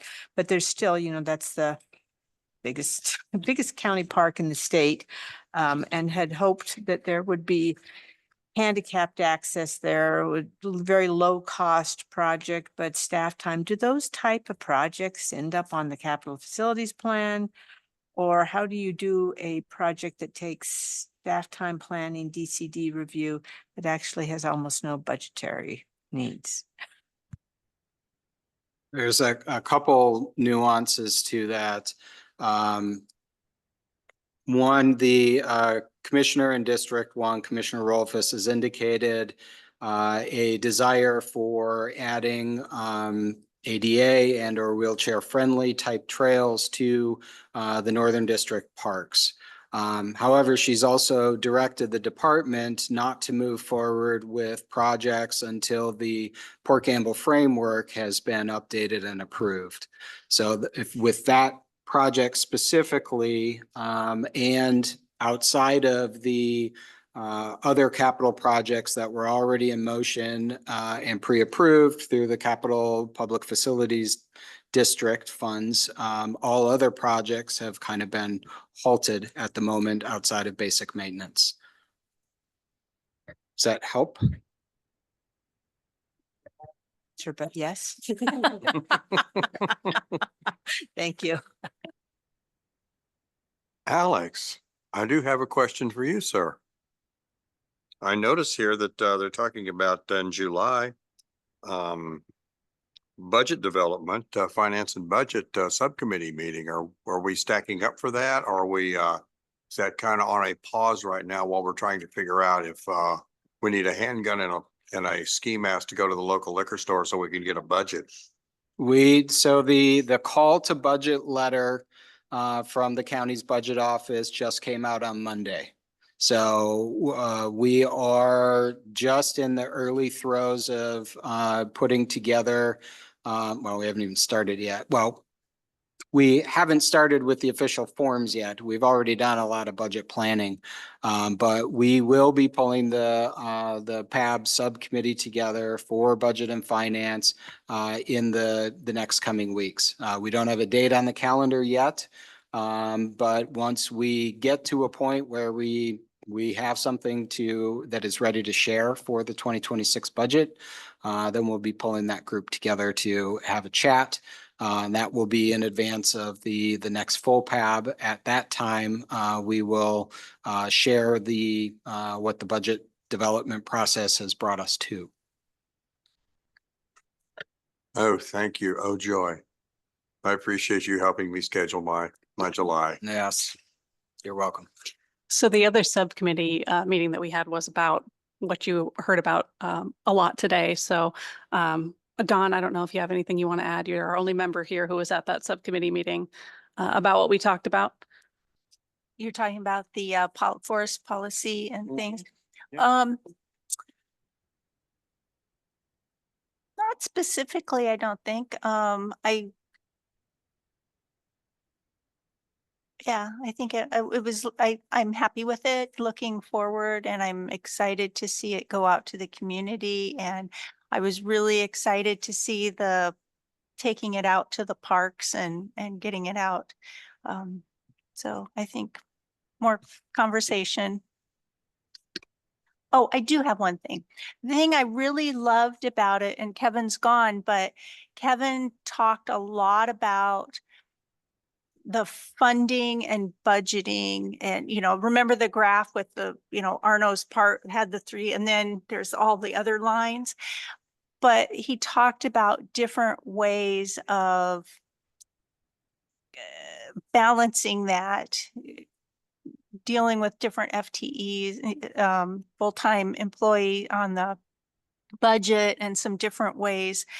So I really commend him for thinking about that in terms of realizing that it's not going to necessarily be a self-sustaining program, but still talking about it. And we need to let the commissioners know and understand that these things need to be done regardless of whether they can be funded. And I think it's also ties into what Alex talked about last meeting for the budget, where it's potentially we needed to eliminate almost 5 FTEs, but you're trying to knock that down to 3. And here we have some of our full-time employees on this funding level that's not secure. And so that's my biggest concern right now for parks, is maintaining our staff, and as the community and as our board, maintaining the pressure that these are important resources and these are important people, and we need the staff to carry on with all of these activities. So I mean, I appreciate the work you guys put into that.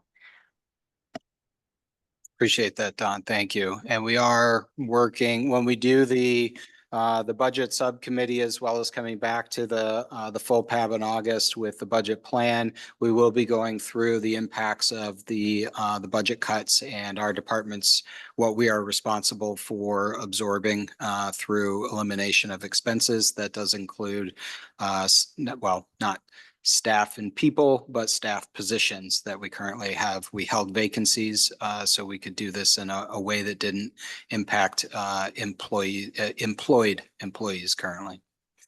One other item, I have in the calendar one more subcommittee that met but missed it on the agenda. And that is the Community Outreach and Visitor Services, met a couple times.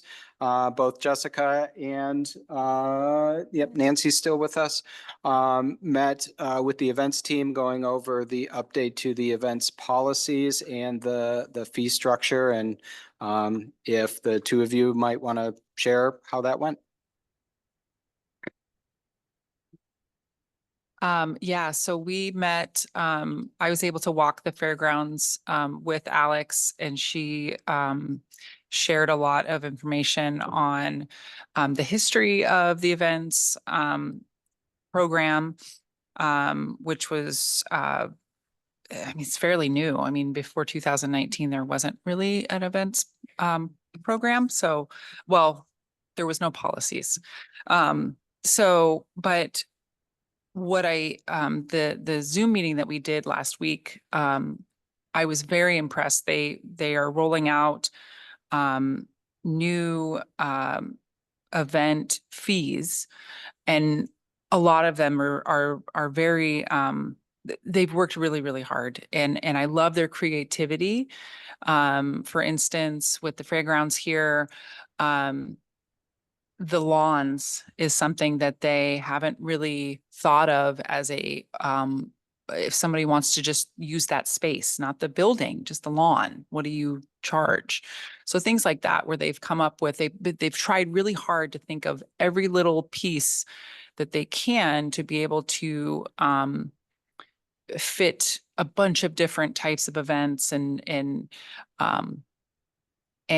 even as something as simple as, offering tables to rent, or these little portable Wi-Fi things. I mean, just very well thought out. And I'm excited to see,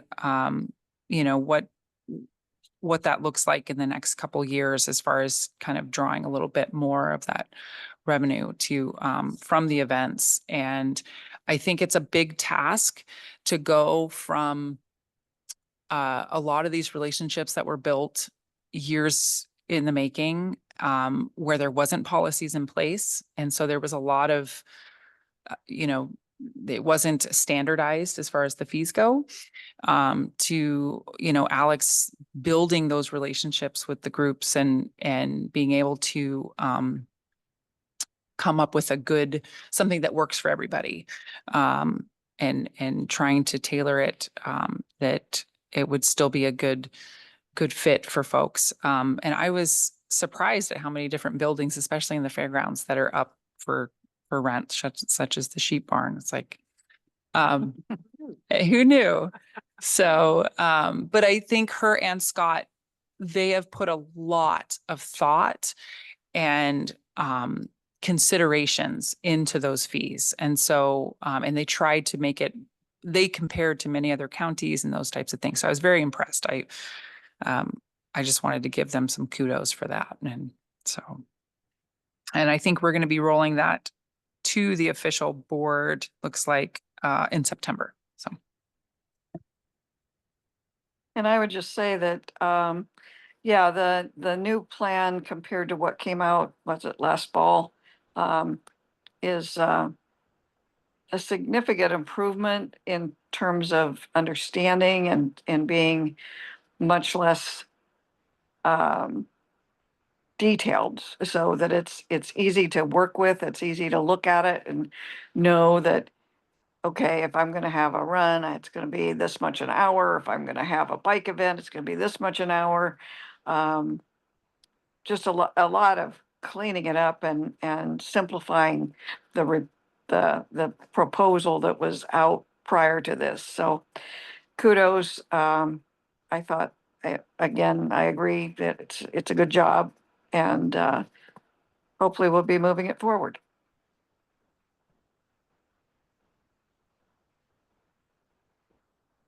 Well, thank you very Larry, much. Before we leave the committees, I'm wondering, we heard from the Newberry Hill volunteers, with some concerns. And I know, with the the current loss of key staff members, the volunteer programs are pretty stretched because those staff aren't there.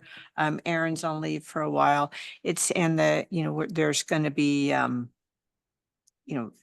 overall budget issues coming forward. It seems like working with volunteers is going to be even more important than ever, and how we resolve kind of these things going forward. I'm wondering if one of our subcommittees might want to take this on a little bit for some extra thought and discussion. I know it's a complicated issue.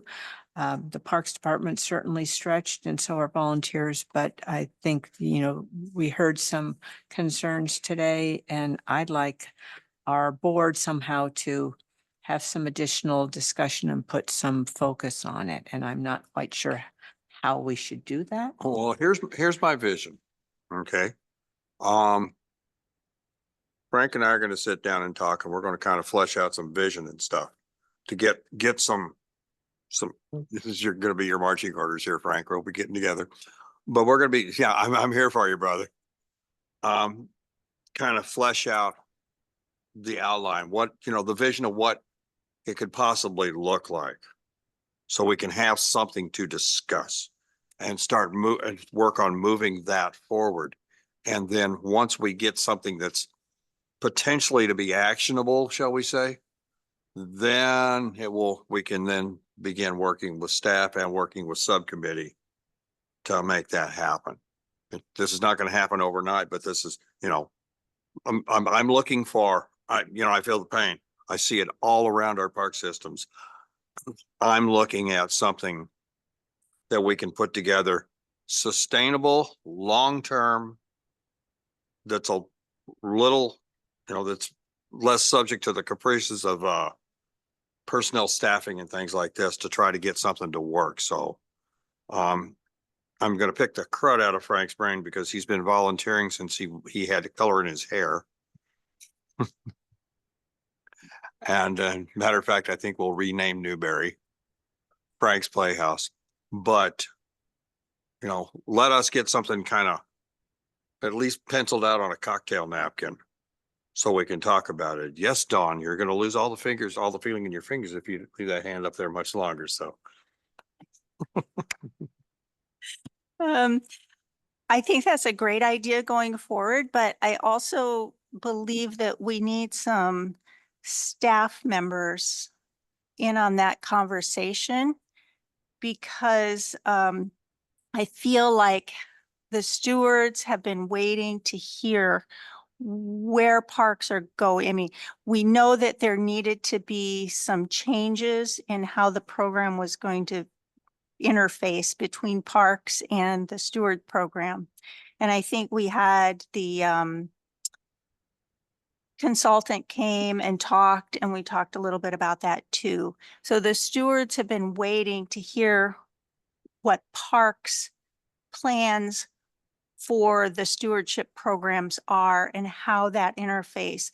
So I think that the step is that you also need to have parks talk to you. We will about that. have parks. Well, I will drag parks kicking and screaming into this eventually. I want to do some groundwork first. I'm a Lean Six Sigma Green Belt process improvement person and everything. So we need to get some groundwork done, and then, oh, absolutely, we will be pulling parks in on this, because once we frame the conversation, then we have to have the conversation with staff. So yeah, go ahead. But ultimately, staff and parks are the ones who are going to make the rules and the understanding. And as stewards, we're going to need to fit into that, rather than having the stewards and the parks fitting into where stewards are, if that makes sense. Yeah, well, see, the thing is, the stewards have to let their needs and wishes and wants known to parks to see how that is framed. They are the customer. So yeah, trust me on this. I'm a trained professional. I'm a contractor for the government. I'm here to help. I have your best interest at heart. And by the way, I'm also a senior citizen. And on that note, I do think that, sorry, but I think the notice that was sent out was somewhat condescending to people who have put so many hours and so much time and so well trained, following all the procedures, that the communication from the county was rather insulting. well, Nancy, that is going to be part of the conversation. Trust me. This is why it's going to be me and Frank, because this way we can just have a, Well, Larry, if you've got room for me, I'm part of the stewardship group at Newbury. I am part of the applesauce gang and I'm part of the board. So I'd be glad to be involved in I that saw your conversation. hand raised and volunteer, but we'll put you in level 2. Okay, you just volunteered and it's on public record, so we'll get you in level 2. Right now, it's just gonna be the old guys yakking amongst each other and drinking bad coffee. So, but you are on the list now. Make a note of that, D. Okay, district representative reports. Does anybody have anything to report? You heard my report for Central. Yes, on North Kitsap, I actually, this is a part of, private property outside the Port Gamble Park that connects to the park. There's been a private property owner who, 13 years ago gave a lease to the North Kitsap Trails Association for public access across their park. And there was an issue that primarily came out of a misunderstanding, I'd say, with the fire department and the family. But right now, after the notifications about closing part of the access and the timber and the road work that Rainier is doing, that private family has decided they want to temporarily close access to the park. They posted some signs. I wanted to, I had a statement that they approved here that I was just gonna share with the board. It's only a paragraph, but North Kitsap Trail Association is going to put it in our newsletter, going to post some signage on their property, but they have decided that they want to close that trail temporarily until the timber harvest that Rainier is going to be doing is completed. I hope that it will reopen. The timber harvest may be a year from now. So, but we really need to have the public cooperate. People think that that private property is part of the park. And so people have been ignoring the signs, which doesn't make them feel better about it. So, it's going to be a little bit of a test here in outreach. So, Alex, I'll also follow up with you to see how we might also help the county get some word out, but NKTA was going to put it out. We were going to put signs on their property. Maybe we can put signs on the back of the property on the county side so that people know, but it's going to be really important. It's an important half mile of trail. It's the only access to the park from the Big Valley side. Hoping that the family will reopen it down the road, but we need public cooperation first. So it's the Millie's Trail access off of Big Valley, and Alex came up and met with the family trust lead for the family, which I really appreciate. I was hoping that it wouldn't close, but it is going to close, and probably for at least a year. So it's just the statement is pretty brief, but it says the trailhead parking on Big Valley and the first half mile of Millie's Trail are on private property. It's not part of the park. Millie and now her family have generously allowed the trail to cross their private property to access the park. During Rainier's road construction, the family decided to temporarily close the trail and trailhead parking on their private property and now keep it closed until Rainier completes the timber harvest. And in parentheses, this could be next year.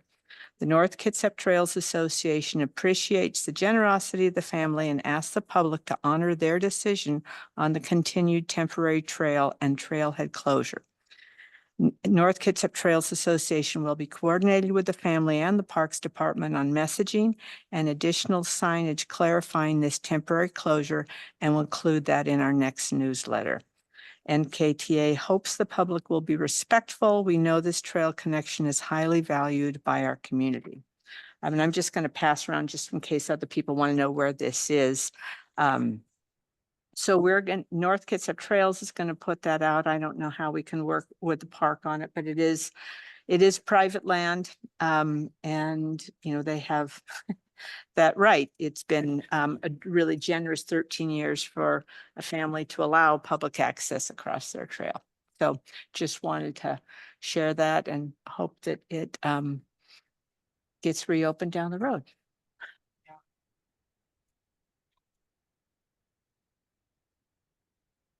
I do have one thing Oh. from CK. Is that okay? I know we're really coming up against our 8 o'clock, but at Chico Salmon Park, we've been having problems with big, huge rock dams being built along the creek. Not just like kids playing and, you know, engineering things, but like lumber, timber, like big permanent type structures. And so we've been removing them every day and they've been getting rebuilt. So we've just kind of increased our, you know, drive-by and stop-by efforts as a stewardship group, and worked with Irene a little bit to get some guidance there. We, if we see something, we've been instructed to report it on C-Click Fix, which we'll start doing. I didn't know that was the right venue for that, but we'll try that too. But signage, we have a ton of signage up there. So, you know, people that are, again, not reading signs and not realizing what a big impact it is to the substrate, the invertebrates in the stream, salmon passage. There's a lot of fish in the stream even now. So if you have that issue in your parks, Fish and Wildlife is another resource, and it is a violation of the RCW to do that. The 1-800 number that's on the signs that we have doesn't work. So, but I do have some folks at Fish and Wildlife that I can reach out to if you're having issues at other parks with that. So just, it's going to get worse this summer since we're so hot already and flows are low. And I think people want to make little pools or something. I don't know, but just wanted to put that out there.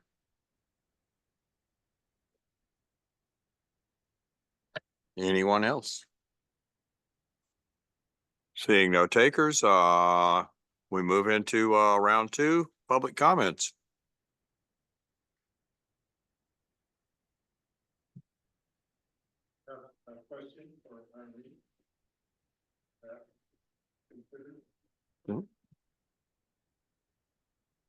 Depends. You want us to know what you're asking her? Sure. I'm curious about current science on hardwoods in the riparian area. Newberry is very short of hardwoods, and they're critical to the salmonid fry that are in the riparian that we have. The trend seems to be to encourage Douglas fir in the riparian for shade, for temperature of the water, and it seems to exclude the need for hardwoods. Does your forestry plan address that? And I'll find more when you come to our park. Thank you. It doesn't address that specifically, but I know we chatted about that a little bit at the Little Anderson Creek working group. I think that would be something that we would assess kind of at one of those park level plans, and also at a project level. That's part of, you know, this integrated natural resource management, what is making sure that any sort of work that we're doing is also going to be beneficial to wildlife and to the aquatic landscape as well. So I don't have any specific papers that I can point you towards right now, but I can do some research.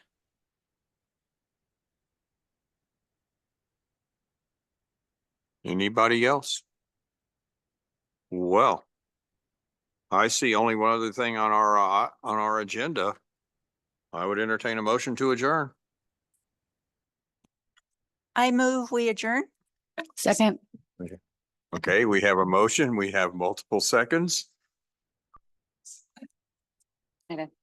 Amy gets credit for that one. Okay, all in favor of adjournment? Aye. We opposed? We stand adjourned.